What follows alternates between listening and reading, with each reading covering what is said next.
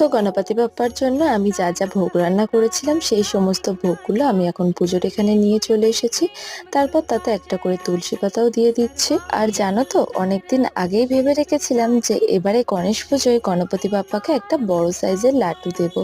আর সেই মতন পুজোর দিনও আমি একটা বড় সাইজের লাড্ডু নিয়েও চলে এসেছি। সারা বছর লাড্ডু পেলেও গণেশ পুজোর সময় কিন্তু লাড্ডু কিনতে গেলে নাজেহাল অবস্থা হতে হয়।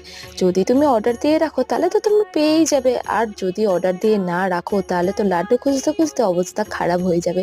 তাই অত শত ঝামেলার মধ্যে না গিয়ে আমরা আগের দিনই লাড্ডুটা কিনে এনেছিলাম। তো সন্ধি পুজোর জোগাড় কমপ্লিট হয়ে যাওয়াতে দাদু এখানে পুজোয় বসে পড়ে আর তারপরে যজ্ঞও শুরু করে দেয়। আর সত্যি কথা বলতে প্রত্যেক বছরের থেকে এবছরে সন্ধি পুজো করতে অনেকটাই লেট হয়ে গিয়েছিল। তারপর সন্ধি পুজো শেষ হয়ে যাওয়াতে আমরা এখানে সবাইকে প্রসাদ দেওয়ার জন্য প্রসাদের বাড়িটা রেডি করে ফেলছিলাম। তো চলো আজকে এই পর্যন্ত, দেখা হচ্ছে গণেশ পুজোর নেক্সট পার্টে। টাটা।